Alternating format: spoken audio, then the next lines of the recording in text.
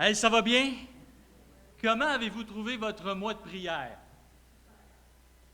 Super. OK, je vous parlerai du mien tantôt. Alors, on termine donc ce matin en méditant sur le psaume 116. On va le faire ensemble, mais aussi en exprimant, comme ça avait été dit, et un peu comme on a fait l'année dernière, notre reconnaissance au Seigneur. Ce que vous avez sur le cœur aussi, j'aimerais ça qu'on soit très à l'aise de dire ce matin, oui, je suis reconnaissant au Seigneur pour telle chose, telle bénédiction, telle réponse de Dieu à mes prières, mais aussi, je reconnais que j'ai eu des combats. Je reconnais que j'ai crié à Dieu. C'est ça le psaume 116 aussi. Je reconnais que j'ai des défis et je veux prier. On peut prier aussi ce matin ensemble. Alors, je veux que ce soit ouvert, qu'on soit libre de s'exprimer devant le Seigneur ce matin, ensemble. Donc, le psaume 116. Le psaume 116, il est compris dans un groupe de psaumes. Bon, le psaume du 113 à 118. On les appelle les psaumes du Hallel égyptien. En fin de compte, c'est les psaumes qui étaient lus et chantés lors de la Pâque. Alors, plus précisément, le psaume 113 et 114 avant le repas et les psaumes suivants après le repas. Donc, quand on lit le psaume 116, un bel exercice à faire, c'est de le lire dans la chambre haute avec le Seigneur, comme lui l'a lu avec ses disciples, comme lui l'a chanté avec ses disciples. Alors, ça donne évidemment une image différente. On peut voir le Seigneur Jésus penser à sa mort, il l'attend, et au parvis aussi de la maison de l'Éternel qui vont suivre. Donc, c'est un psaume, je ne sais pas si vous l'avez lu ce matin, mais c'est un psaume assez spécial. C'est un psaume qui nous présente l'angoisse de la mort réelle, la mort physique, la finalité de la vie, quoi. Puis dans ce sens, c'est comme si on le voit dans un aspect les plus sombres de nos vies. Puis en même temps, il se termine comment, ce psaume? Au parvis de l'Éternel, au parvis de la maison de Dieu. Donc, la finalité de notre vie éternelle. C'est comme si on a un peu le spectre le plus grand de tous nos combats, de toute notre angoisse, puis en même temps de toute notre espérance, de toute notre beauté à venir. Donc, dans ce spectre, on peut se voir là-dedans. Si tu es malade, tu peux t'identifier à l'auteur de ce psaume. Si tu es accablé par la tristesse, la perte d'un être cher, on peut s'identifier à cet auteur. Si tu es angoissé parce que tu as perdu ton travail, tu peux t'associer à cet auteur. Si tu es accablé parce que tu as trop de travail, parce que la vie t'étouffe, tu peux t'identifier à cet auteur. Donc, c'est un psaume qu'on peut aborder sous plusieurs angles. Premièrement, dans la perspective du Seigneur, comme j'ai dit. Deuxièmement, dans la perspective du peuple hébreu qui était délivré de l'Égypte, traverser la mer Rouge. Troisièmement, dans la perspective du chrétien. Oui, du chrétien qui voit la mort arriver et qui est angoissé. La mort physique. Et quatrièmement, dans la perspective aussi de tout homme qui peut être délivré de la mort spirituelle et être accueilli dans les parvis de Dieu. Donc, on va lire, je prends 10-15 minutes pour méditer sur ce psaume-là avec vous, et par la suite, dans les 15 minutes qui vont suivre, la parole va être à vous. Donc, on va le lire ensemble d'un trait, et après ça, je reviendrai sur quelques versets pour souligner des aspects qui m'ont frappé. Psaume 116. Je lis dans Second 21. J'aime l'Éternel, car il entend ma voix, mes supplications. Oui, il a penché son oreille vers moi, et je ferai appel à lui toute ma vie. Les liens de la mort m'avaient enserré, et les angoisses du séjour des morts s'étaient emparées de moi. J'étais accablé par la détresse et la douleur. Mais j'ai fait appel au nom de l'Éternel. Éternel, sauve-moi. L'Éternel fait grâce, car il est juste. Notre Dieu est rempli de compassion. L'Éternel garde ceux qui manquent d'expérience. J'étais affaibli et il m'a sauvé. Retrouve le repos de mon âme, car l'Éternel t'a fait du bien. Oui, tu as délivré mon âme de la mort, mes yeux des larmes, mes pieds de la chute. Je marcherai devant l'Éternel au pays des vivants. J'avais confiance, même lorsque je disais « Je suis plongé dans le malheur ». Dans mon angoisse, je disais « Tous les hommes sont des menteurs ». Comment pourrais-je rendre à l'Éternel tous ses bienfaits envers moi? Je lèverai la coupe des délivrances et je ferai appel au nom de l'Éternel. J'accomplirai mes vœux envers l'Éternel en présence de tout son peuple. Elle a du prix aux yeux de l'Éternel, la mort des fidèles.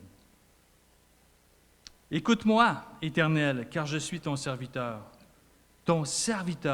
le fils de ta servante. Tu as détaché mes liens. Je t'offrirai un sacrifice de reconnaissance et je ferai appel au nom de l'Éternel. J'accomplirai mes vœux envers l'Éternel en présence de tout son peuple, dans le parvis de la maison de l'Éternel, au milieu de toi, Jérusalem. Louez l'Éternel. Amen. Le psaume commence avec une déclaration d'amour. J'aime l'Éternel. Un amour qui trouve sa source dans la personne même qui la donne, le Seigneur Jésus. Je vois Jean-Marc qui va certainement aborder cet aspect-là dans 1 Jean chapitre 4. Quant à nous, nous l'aimons parce qu'il nous a aimés le premier. Ouais, là, tu fais le 3, mais j'imagine que tu vas faire le 4.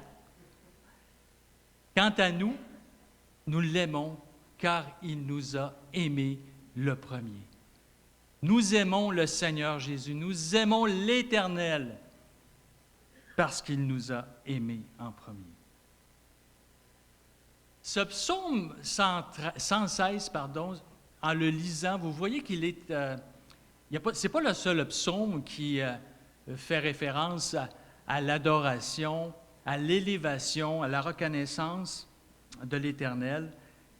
Il y a des psaumes qui sont même plus riches en caractère, en vocabulaire, en aspect de cet amour, comme le psaume 103, entre autres. Mais le psaume 116, il est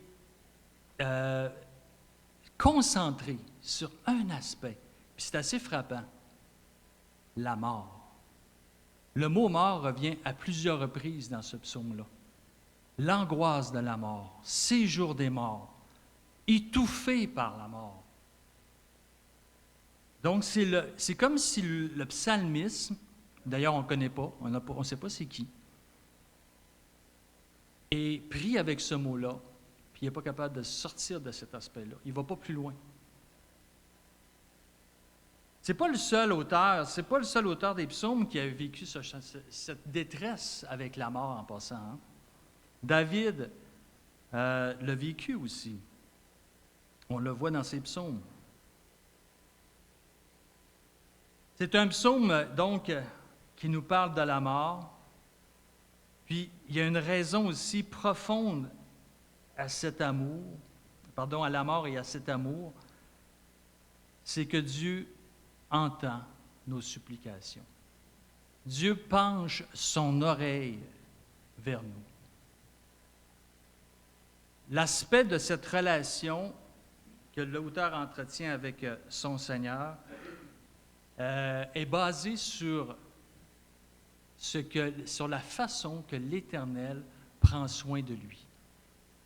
Il l'écoute. Il est attentif. Il aime son Seigneur parce qu'il lui parle, parce qu'il entretient une relation avec lui. Quelle sorte de relation on entretient avec le Seigneur, nous? Quelle sorte de relation nous avons eue pendant ce mois de prière avec notre Seigneur? Un mois de prière qui est mis à part pour lui parler, connaître sa volonté, mieux le connaître, lui, en tant que personne. Parce que c'est ça le but. Il nous écoute. On peut l'aimer parce qu'il nous écoute. On lui parle parce qu'il nous aime. C'est imbriqué, c'est une relation. Mon mois de prière n'a pas été un mois de prière aussi intense que celui de l'année passée. J'avoue que je n'ai pas été régulier dans la suite des thèmes journaliers.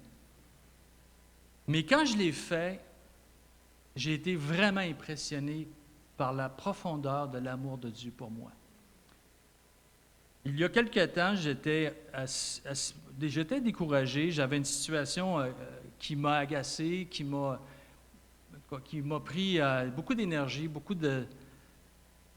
Je ne vais pas aller dans les détails, mais c'était difficile avec certaines personnes. Et le matin, c'était le texte d'Éphésiens 6 qu'on avait à lire. Et j'étais seul dans mon bureau, puis j'ai lu ça. « Enfin, mes frères et sœurs, fortifiez-vous dans le Seigneur et dans sa force toute puissante. Revêtez-vous de toutes les armes de Dieu, afin de pouvoir tenir ferme contre les manœuvres ou les ruses du diable. En effet, ce n'est pas contre l'homme que nous avons lutté, mais contre les puissances, contre les autorités, contre les souverains de ce monde de ténèbres, contre les esprits du mal dans les lieux célestes. » Et ça m'a rappelé que les combats qu'on livre dans mon domaine à moi, c'est beaucoup plus des combats spirituels, des combats qui sont dans un autre ordre, une sphère d'activité qui dépasse la mienne. Et j'écrivais à mes collaborateurs ce matin-là, puis je leur exprimais ce que je vivais avec ce texte-là, puis que je les encourageais aussi à comprendre que ce que nous vivions ensemble, c'était une lutte spirituelle. C'était une attaque de l'ennemi envers quelque chose qu'on construisait, puis qu'on voyait qu'il y avait des empêchements, il y avait de la bisbille, c'était pas facile. Et là, j'ai vu que, hey, c'est pas à notre niveau que ça se passe. C'est au niveau céleste. Et j'écrivais ça, puis j'étais encouragé, puis je leur donnais des exemples, puis j'essayais aussi de les encourager, évidemment. Et dans ce moment intense, vous savez-vous comment j'ai senti le Seigneur Jésus? C'était plus mon éternel. C'était plus mon juge. C'était mon ami. Et si vous m'aviez dit que le Seigneur était aux côtés de moi, puis il avait la main sur mon épaule, je vous aurais cru. Parce que c'était comme ça que je priais, que je sentais sa main avec moi. C'était mon ami qui était juste là pour me dire « Hey, lâche pas. » C'est comme ça que ça se passe, la vie. Puis moi, en haut, là, l'armure dans Éphésiens 6, là, c'est moi qui s'en occupe. L'armure que tu dois prendre, c'est l'armure que moi, je prends pour toi. Alors, c'est ça, des moments de prière comme ça, qui m'ont encouragé, moi, durant ce mois-là. Dans des moments de faiblesse, dans des moments où ça n'a pas marché comme je voulais, puis que je n'ai pas vu venir, il n'y a rien là-dedans là, de grave, là, mais c'était quand même agaçant. Ça faisait mal à des gens. Alors, j'étais touché par ça. J'ai dit, Seigneur, il faut que tu nous relèves. Et le Seigneur l'a fait de cette façon-là. L'aspiration de l'auteur n'est pas momentanée pour un instant, parce qu'elle dit à la fin du verset 2, « Je ferai appel à lui toute ma vie. » Cet auteur-là est engagé avec le Seigneur. Sa relation, là, elle est solide. On va le voir plus tard. Toute sa vie. Versets 3 et 4, je relis. Les liens de la mort m'avaient enserré et les angoisses du séjour des morts s'étaient emparées de moi. J'étais accablé par la détresse et la douleur et j'ai fait appel au nom de l'Éternel. Éternel, sauve-moi. Donc, comme j'ai dit tantôt, on parle de mort physique, la cessation de la vie. On ne sait pas pourquoi l'auteur craint autant la mort, on ne sait pas pourquoi il va mourir, mais ce qu'il vit, par contre, on le sent. Il y a de l'angoisse. C'est des mots qui sont forts. Je me suis posé la question, moi, quelle est ma relation personnelle, des sujets de prière, ça. Quelle est ma relation personnelle en tant que chrétien avec la mort? Voyons donc. Depuis quand que j'ai peur de mourir? Hey, si vous saviez le nombre de fois que David va dire ça, délivre-moi de la mort, j'ai peur, je me sens pressé. L'auteur ici le dit aussi. C'est une réaction. Vous savez, quand on dit ça, j'ai pas peur de mourir, je sais ce que je m'en vais. Peut-être parce qu'on ne s'est pas rendu là encore. On veut bien mourir, mais on veut mourir tranquillement dans notre lit, tout le monde endormi, tu sais. Hein. La mort, ce passage de l'autre côté, c'est quand même quelque chose, il faut avouer. Donc, David va l'exprimer aussi dans le psaume 18. Et il n'y a pas seulement que la mort qui peut nous oppresser. Comme j'ai dit tantôt, le spectre que nous voyons dans ce psaume est très large. Qu'est-ce qui m'angoisse dans ma vie? Qu'est-ce qui fait que j'appelle, je crie à l'Éternel? Vous avez des situations de vie qui peuvent le justifier aussi. Verset 5, l'Éternel fait grâce, il est juste, mais Dieu est rempli de compassion. L'auteur a justement une juste compréhension de qui est Dieu. Il est amour, compassion, mais il est juste aussi. C'est un élément aussi de fidélité. On en a glissé un mot ce matin. La justice de Dieu, elle est basée sur l'engagement qu'il a pris avec l'humanité de les sauver. Avec l'engagement qu'il a pris avec Abraham, qu'il a répété au patriarche, qu'il a pris avec l'Église en donnant Jésus. Donc, ça fait référence à ses promesses. Et évidemment, ce verset pointe directement à la croix, où la justice et l'amour de Dieu ont été manifestés, où les deux se sont joints, justice et amour, en Christ, à la croix. Versets 6 et 8. L'Éternel garde ceux qui manquent d'expérience. C'est un mot, plusieurs versions là. J'étais affaibli et il m'a sauvé. Retrouve le repos de mon âme, car l'Éternel t'a fait du bien. Oui, tu as délivré mon âme de la mort, mes yeux des larmes, mes pieds de la chute. Ceux qui manquent d'expérience dans Second 21, vous avez le mot simple dans Louis II. Beaucoup ont ça dans vos Bibles aujourd'hui. Les gens qui sont simples. Ce n'est pas le même simple que dans Matthieu, chapitre 5. Heureux les simples, les débonnaires, les simples en esprit, ils hériteront le royaume de Dieu, etc. Là. Ce n'est pas ces simples-là. Ce n'est pas les simples spirituels. Dans d'autres versions, on va lire les petits, les naïfs. Donc, c'est des gens qui manquent d'expérience. Moi, je dis d'expérience de vie. Puis je l'aime, ce verset-là. Parce que si la mort concerne plus souvent qu'autrement les vieux, les personnes âgées, bien ce verset-là concerne les plus jeunes, les adolescents, les enfants, les jeunes adultes qui cherchent aussi des fois le réconfort en Dieu. Et quel beau verset. L'Éternel garde ceux qui ont besoin de lui. Il les garde, ces jeunes-là. Merci Seigneur de garder les simples, de garder les gens qui manquent d'expérience. Parce qu'eux aussi vivent de l'angoisse. On parle de quoi maintenant aujourd'hui pour ces jeunes? De l'éco-anxiété, de l'angoisse ou de l'anxiété de performance. Beaucoup de jeunes, l'angoisse de la vie, malheureusement, étouffe beaucoup de jeunes autour de nous. Alors, on peut se reconnaître là aussi. Verset 9. Je marcherai devant l'Éternel au pays des vivants. Et là, le ton change. On regarde maintenant à la délivrance. Les larmes sont asséchées. Je marche devant l'Éternel dans le pays des vivants. Donc, on passe de l'angoisse de la mort et là, on se présente maintenant vers les parvis de l'Éternel. Versets 10 et 11. J'avais confiance, même lorsque je disais, je suis plongé dans le malheur.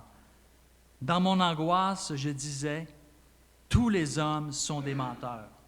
2 versets qui demandent explication. J'avais confiance. C'est intéressant de voir que l'apôtre Paul va reprendre ce verset dans 2 Corinthiens chapitre 4 et il va dire « J'ai cru », je vais le lire, et comme nous avons le même esprit de foi qui est exprimé dans cette parole de l'Écriture, « J'ai cru, c'est pourquoi j'ai parlé ». Alors quand on lit « J'avais confiance, même lorsque je disais », Paul, lui, dans la version, il prend la version des Septante, version grecque, il va dire de ce verset, « J'ai cru, c'est pourquoi j'ai parlé ». Ça veut dire quoi? L'accent est mis sur la foi. J'ai cru. J'avais confiance. Le verset 10 débute comme ça. J'avais confiance, j'avais la foi que malgré tout ce que je vivais, tout ce que je souffrais, l'Éternel était là pour me sauver, pour me garder. Ce n'est pas parce que l'Éternel m'a délivré, ce n'est pas parce que l'Éternel m'a gardé que j'ai la foi. Elle est là, cette foi-là. Qui, malgré les obstacles, malgré les défis, je la garde.